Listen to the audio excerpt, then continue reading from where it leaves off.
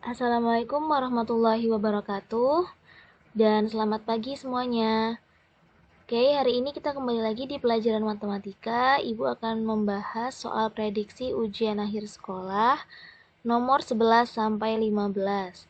Jadi tolong perhatikan ya semuanya.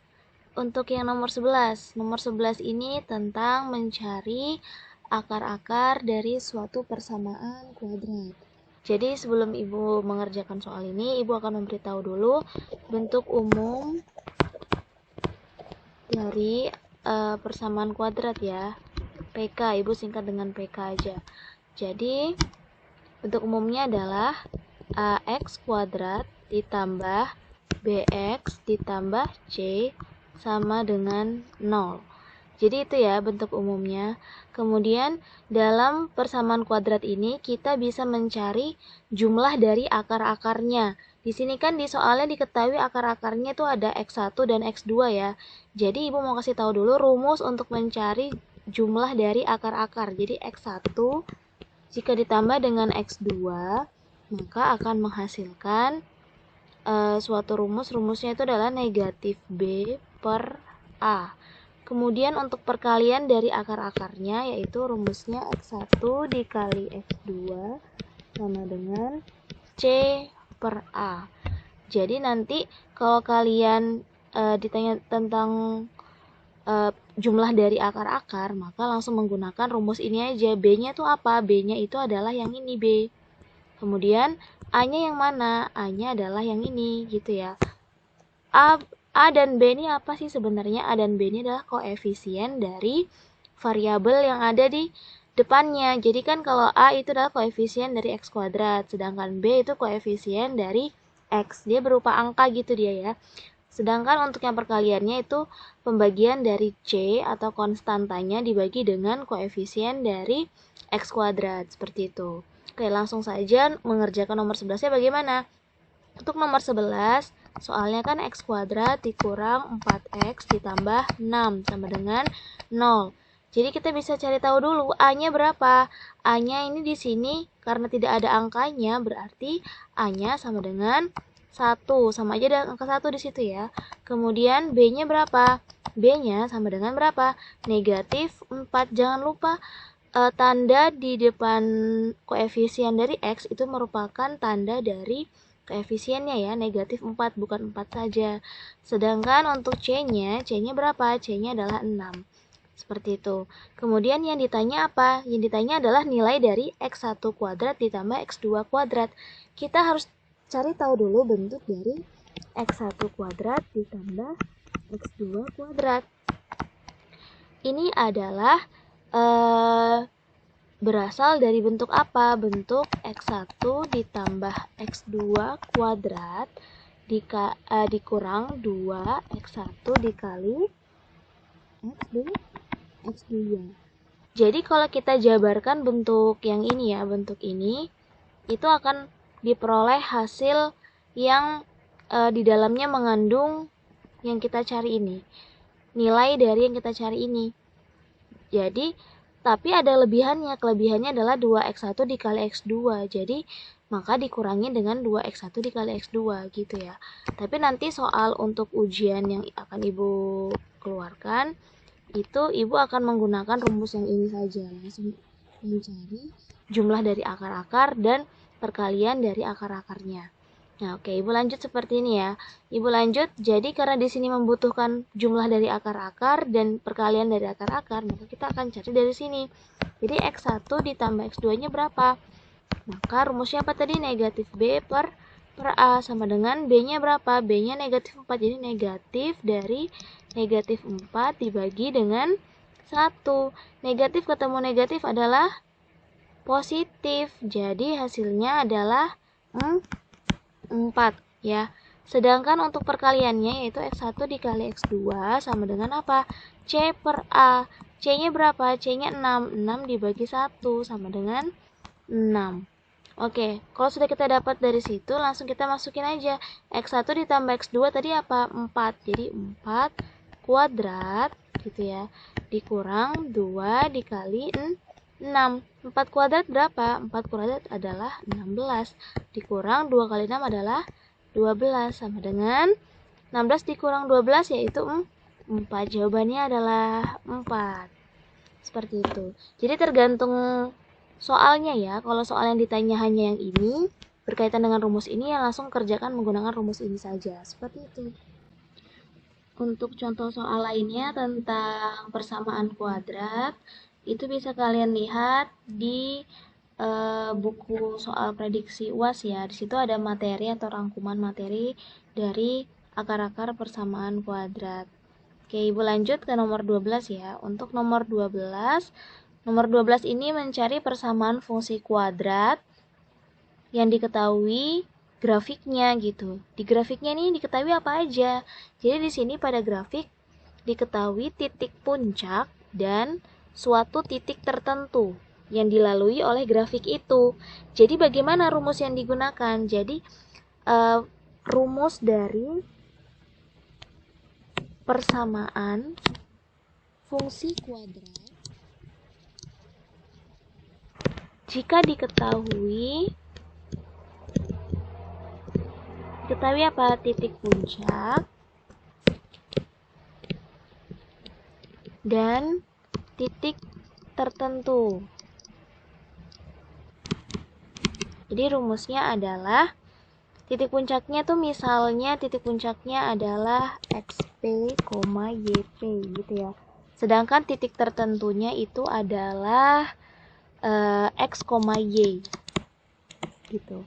Rumusnya itu adalah Y sama dengan A dikali X dikurang XP kuadrat ditambah YP. Ini ya rumus yang digunakan. Jadi Y sama dengan A dikali X dikurang XP kuadrat ditambah YP. Nah, dari rumus ini yang belum diketahui apa? Yang belum diketahui itu adalah A-nya. A-nya ini berapa ya gitu. Jadi kita akan mencari A yang ini. Nah, bagaimana caranya? Jadi kita langkah pertama adalah substitusi apa? Substitusi titik puncak gitu ya. Titik puncak. Titik puncaknya berapa di sini diketahui di soal. Titik puncaknya itu adalah negatif 1,2. Maka kita langsung substitusikan saja menggunakan rumus yang di atas ini ya. Langsung. Jadi Y sama dengan apa? A dikali X dikurang XP. XP-nya berapa? XP-nya yaitu negatif 1 gitu. Kemudian dikuadratin ditambah YP-nya berapa? YP-nya adalah 2. Seperti itu ya. Jadi kita akan mencari A. Nah, lanjut. Jadi berapa ini? Kita lanjutkan. Jadi Y sama dengan A dikali X. Nah, negatif ketemu negatif ya di sini ya, yaitu menjadi positif 1 kuadrat ditambah 2. Setelah sampai sini kan masih ada Y dan X yang belum kita substitusi ya. Jadi langsung kita substitusikan lagi titik tertentunya. Substitusi lagi titik tertentu. Tertentunya berapa? Diketahui di soal atau di grafiknya, yaitu 0,1. Maka langsung masukin saja sesuai dengan yang kita dapat yang terakhir ini ya. Di sini Y-nya kita ganti berapa? Y-nya kita ganti 1 sesuai dengan titik tertentunya ya. Jadi 1 sama dengan A dikali X-nya berapa? X-nya 0. Jadi 0 ditambah 1 dikuadratkan ditambah 2. Maka hasilnya berapa? Hasilnya adalah 0 ini 1 sama dengan gitu ya. A dikali 0 tambah 1 berapa? 1. 1 pangkat 2 ditambah 2. Maka berapa hasilnya? Jadi di sini bisa kita pindah ya. 1, 2-nya kita bisa pindah. Ini di sini awalnya positif dipindah menjadi negatif. 1 dikurang 2 sama dengan 1 kuadrat itu tetap 1. Jadi sama dengan A. Maka A-nya berapa? A-nya adalah A sama dengan berapa? 1 dikurang 2.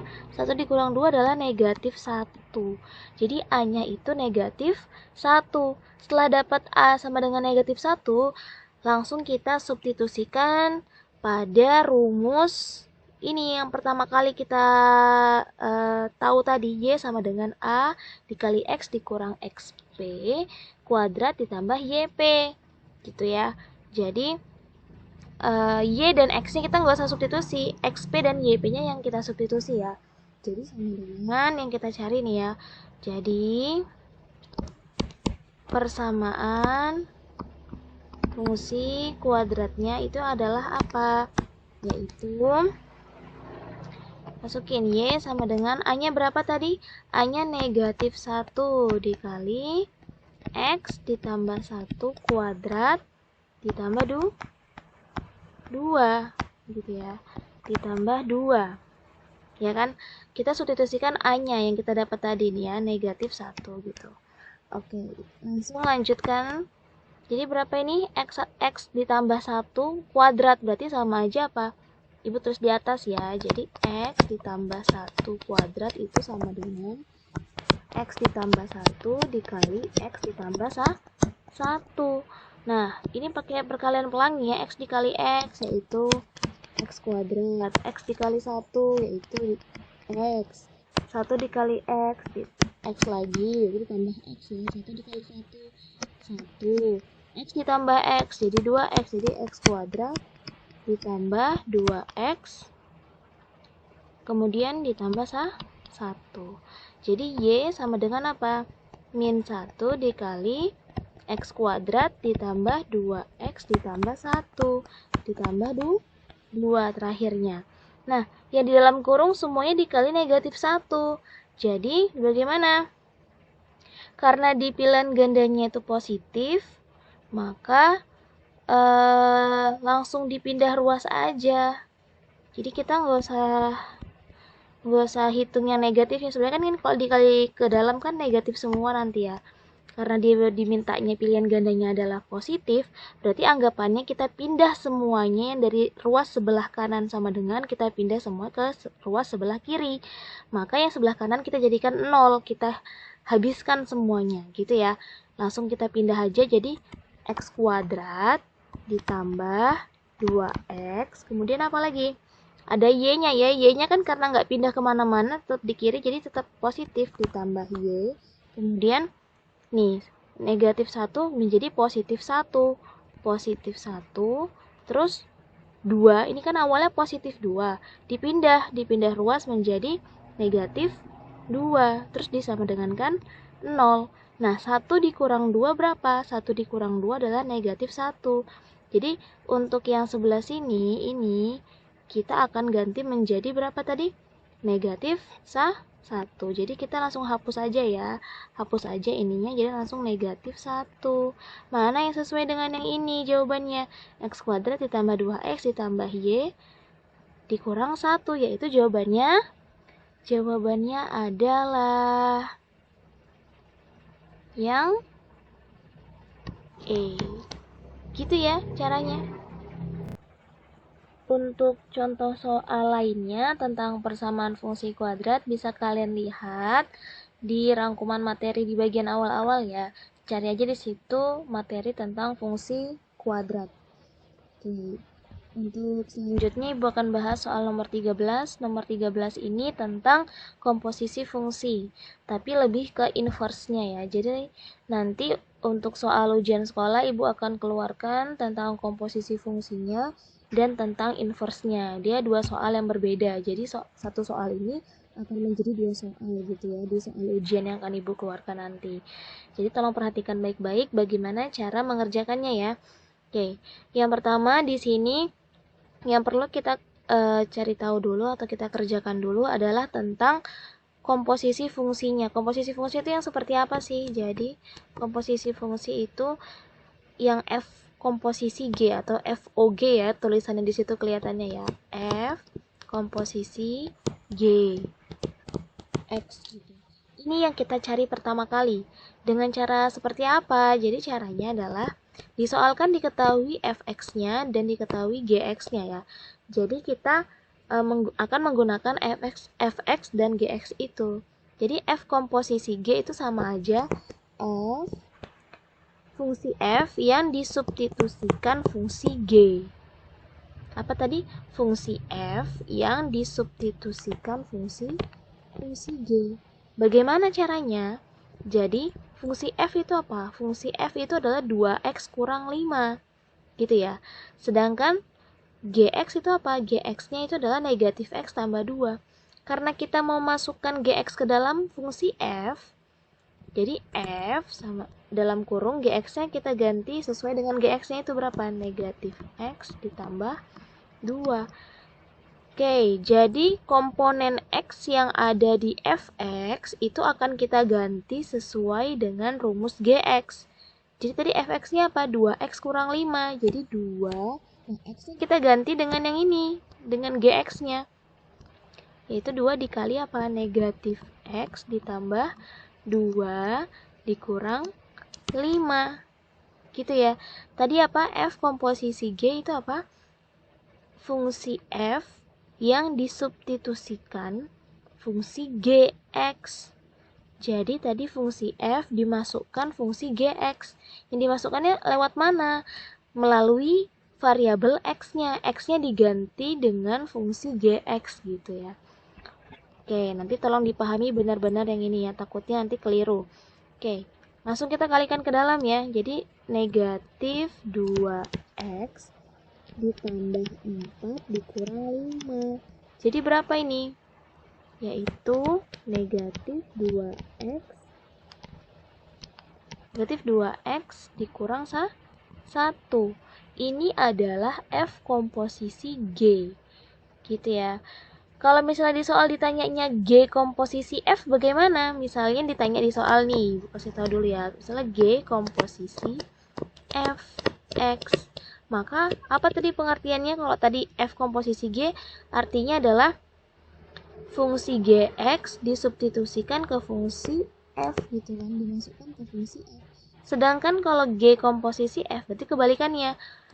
Berarti G ini disubstitusikan apa? Disubstitusikan fungsi F gitu. Jadi fx-nya dimasukkan ke dalam fungsi G. Kalau tadi G dimasukkan ke dalam F, kalau G komposisi F dimasukkan ke dalam G gitu ya. Oke, itu untuk komposisi fungsi selesai. Tapi di soal dimintanya inverse. Nanti di soal ibu juga ditanya tentang inverse juga ya. Nah, untuk inverse ini, jadi ini kan sama aja kalau suatu fungsi itu kan dia Y sama dengan ya. Jadi sama aja ini Y sama dengan negatif 2x dikurang 1. Nah, untuk inverse fungsi itu kita harus ubah menjadi x sama dengan berapa gitu. Maka tadi kan awalnya nih y sama dengan diketahui di soal. Maka kita akan ubah menjadi x sama dengan. Jadi bagaimana caranya? Jadi caranya adalah y, tadi kan y ini ya. Kita mau jadikan x sama dengan, berarti x di sini harus berdiri sendiri, tidak boleh ada negatif 2, tidak boleh ada negatif 1. Maka kita akan pindah-pindahkan angka-angka lainnya selain x-nya. Ya, jadi pertama yang kita pindahkan adalah negatif 1 dulu yang kita pindah. Jadi gimana? Negatif dipindah menjadi positif. Jadi y ditambah 1 sama dengan apa? Sama dengan negatif 2x. Nah, selanjutnya apa yang dipindah? Selanjutnya yang dipindah adalah negatif 2. Ini perkalian ya, negatif 2 dikali x. Maka kalau perkalian menjadi pembagian. Kalau dipindah x sama dengan apa? Y ditambah 1 dibagi negatif 2. Nah, selesai. Terus gimana lagi selanjutnya? Selanjutnya adalah kita lihat di pilgannya. Itu kan dia diubah lagi menjadi x ya. Berarti kita ubah lagi dia menjadi x. Tapi perhatikan dulu, karena di pilgannya ini penyebutnya itu 2 ya, nggak ada negatifnya, maka negatif yang ada di 2 yang ini akan kita kalikan ke pembilang gitu. Jadi berapa? Jadi x, ibu terus x di sebelah kiri aja ya, sama dengan negatifnya dikalikan ke pembilang. Jadi negatif y dikurang 1 dibagi 2. Atau bisa kita tulis F komposisi G inverse-nya ya. Inverse tuh sama aja tandanya begini ya. Inverse dari F komposisi G itu adalah kita ubah menjadi X yang ini. Jadi negatif X dikurang 1 dibagi 2. Negatif X dikurang 1 dibagi 2 gitu ya. Nah, ada nggak jawabannya? Negatif X dikurang 1 dibagi 2. Oh, ada jawabannya, ternyata B. Jadi B jawabannya. Seperti itu untuk soal yang seperti ini. Nah, tapi Ibu mau kasih tahu juga nih. Ini untuk di soal Ibu nanti ya yang akan Ibu keluarkan. Nanti ada yang bentuknya pecahan. Jadi misalnya diketahui fungsinya itu adalah fungsinya itu adalah Y sama dengan AX ditambah B dibagi CX ditambah D. Nah, jadi inverse-nya bagaimana dari fungsi yang seperti ini? Ibu mau kasih tahu dulu. Inverse dari fungsinya, atau bisa kita tulis Y inverse gitu ya. Inverse-nya itu adalah kita balik A dengan D-nya. Ya, A dan D dibalik dan dikali negatif. Jadi langsung negatif D ditambah B dibagi CX. Oh, sorry. Tadi D-nya tetap dikali dengan X ya. A-nya dipindah ke bawah, jadi negatif A. Seperti itu ya. Jadi ini adalah inverse dari bentuk pecahan yang seperti ini. Tadi bagaimana? Kita balik A sama D-nya. X-nya nggak dipindah ke bawah ya, cuma A dan D ditukar, kemudian dikali dengan negatif. Ya, jadi misalnya yang A tadi di atas kan positif tuh, dia dipindahin ke bawah. Dipindahkan ke posisi yang D dikali dengan negatif, jadi negatif A. Kemudian yang D dipindah ke atas, menggantikan posisi yang A, terus dikalikan dengan negatif gitu ya. Terus B dan C-nya bagaimana? B dan C-nya tetap. Jadi seperti itu ya cara mengerjakan kalau soalnya bentuknya seperti itu. Oke, coba Ibu kasih contoh sedikit ya tentang yang pecahan tadi ini yang terakhir Ibu jelasin. Jadi misalnya soalnya ini contohnya ya, contoh sederhananya. Oke, contohnya misalnya X ditambah 7 dibagi 2X dikurang 3 gitu ya. Maka yang ditanya ini adalah inverse-nya. Jadi inverse-nya bagaimana? Tadi kan Ibu bilang apa? Di sini B dan C-nya tetap ya. Jadi plus 7 dan 2X-nya itu tetap. Nah, yang dipindah apa? Yang dipindah adalah D dan A. Kemudian dikali dengan negatif. Jadi untuk yang A-nya di sini berapa? A-nya di sini ada 1 kan? Karena nggak ada angkanya berarti sama aja 1. 1 bernilai apa di sini satunya? Positif. Berarti dikali dengan negatif. Jadi negatif 1. Negatif 1 taruh di bawah. Gitu ya. Jadi negatif 1 yang taruh di bawah. Sedangkan yang di bawah apa? Negatif 3. Ini sebagai D. D-nya negatif 3. Dipindahkan ke atas. Tapi kan dipindahkan ke atas harus dikali negatif lagi. Jadi negatif dikali negatif positif. Jadi positif 3X. Seperti itu. Ini adalah inverse-nya. Ini diinverskan ya. Inverse. Jadi setelah diinverskan bentuknya akan menjadi awalnya X tambah 7 per 2X kurang 3. Menjadi inverse-nya adalah 3X tambah 7 per 2X kurang 1. Seperti itu untuk yang pecahan ya bentuknya. Oke, Ibu lanjut untuk yang nomor 14. Nomor 14 ini tentang logika matematika ya. Jadi kalian perlu ingat materi logika matematika. Bisa kalian lihat juga di buku LKS kalian halaman 58 atau 59. Bisa kalian cek sendiri nanti. Di situ ada yang kalian cari tentang negasi. Negasi dari konjungsi, kemudian negasi dari disjungsi, kemudian negasi dari implikasi, seperti itu ya. Karena untuk soal yang akan Ibu keluarkan yaitu tentang ingkaran. Ingkaran di sini artinya adalah negasi. Negasi itu adalah kebalikan atau negatifnya dari pernyataan yang positif gitu. Jadi misalnya kayak di sini ini di soalnya apa? Pernyataannya adalah apabila guru matematika hadir, maka ada siswa senang. Jadi ada kata apabila dan maka, berarti itu disebut sebagai implikasi. Implikasi. Nah, jadi yang kita perlu cari, yang kita gunakan adalah apa? Yang kita gunakan adalah rumus negasi dari implikasi. Negasinya bagaimana? Negasinya itu adalah apa?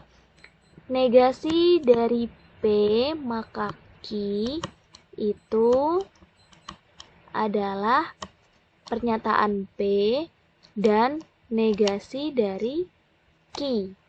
Maksudnya seperti apa? P itu apa? P itu pernyataan yang pertama.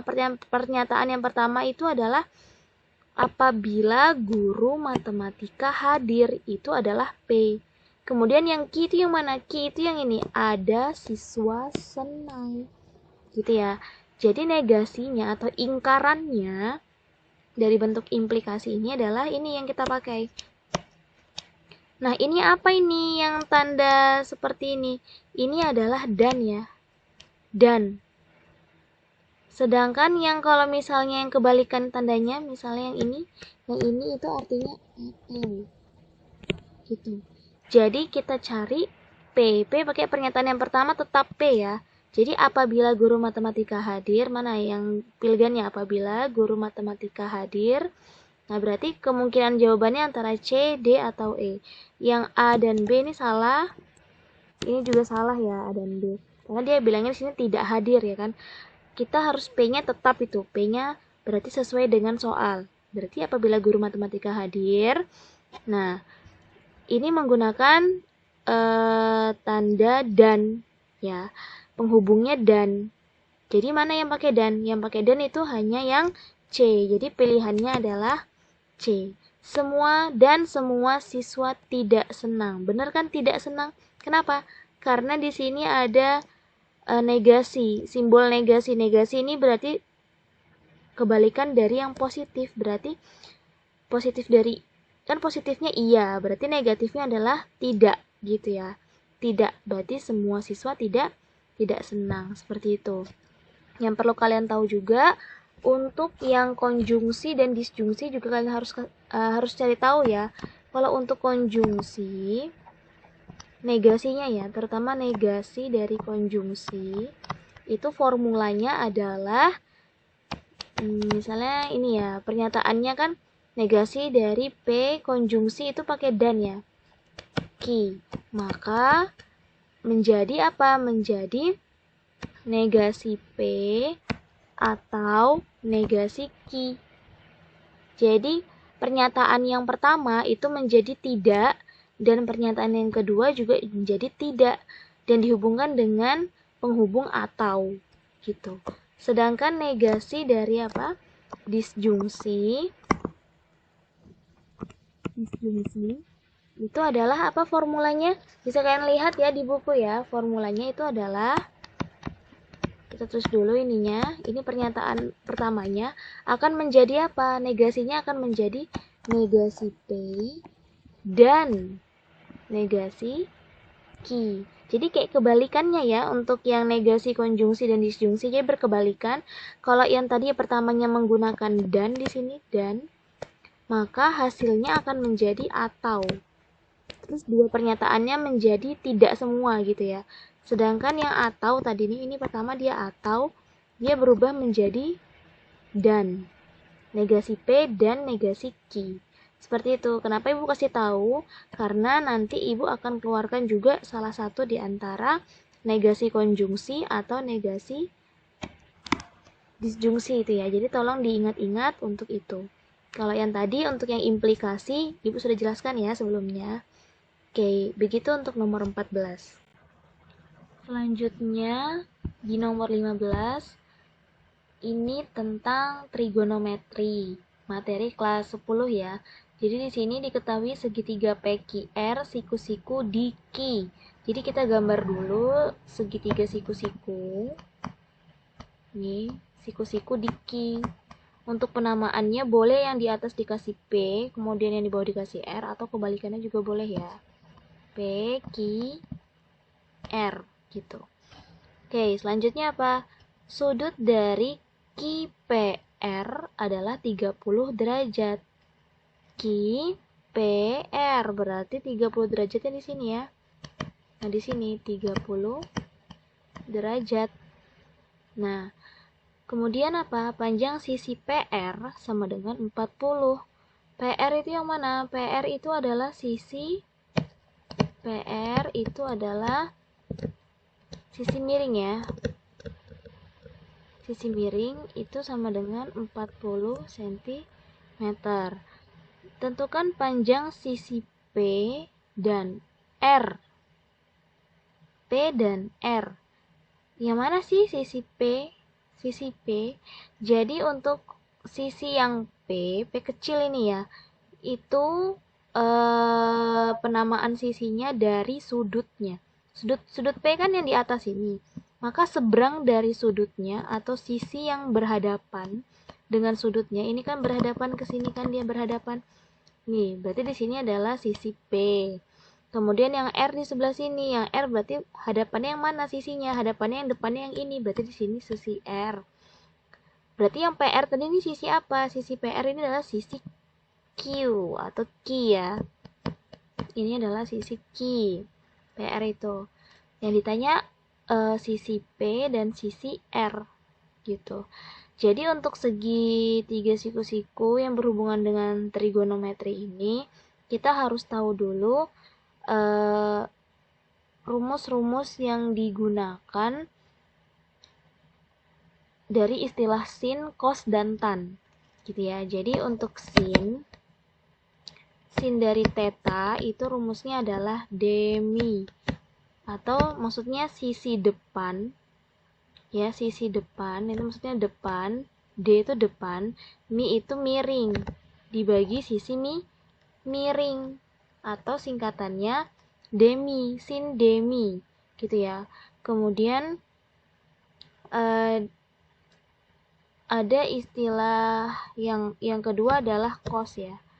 Cos theta. Cos theta itu rumusnya adalah sami. Artinya apa? Sa itu maksudnya samping. Mi-nya itu adalah miring. Nah, di sini kan yang diketahui sisi miring aja ya. Yang depan dan sampingnya belum tahu. Dapat dari mana supaya kita tahu? Jadi sisi depan itu yang mana sih? Sisi depan itu adalah kalau sudut yang kita pakai adalah 30 derajat yang di sudut P ini, maka depan, sisi depan itulah depan sudut. Depan sudut adalah yang ini. Ini adalah sisi P adalah sisi depan. Sedangkan yang R karena di sampingnya sudut, maka di sini disebut sebagai sisi depan sih, sorry. Di sampingnya, di samping. Sisi samping. Sedangkan yang Q ini adalah tadi apa? Sisi miring. Ini ya. Yang Q tadi kita sudah ceritahu ini ya, sisi miring. Jadi kita langsung substitusikan aja. Jadi sin dari tetanya berapa? Tetanya adalah 30 derajat ya. Depannya berapa? Depannya yang kita cari. Yang kita cari depan berarti P ya. Dibagi R.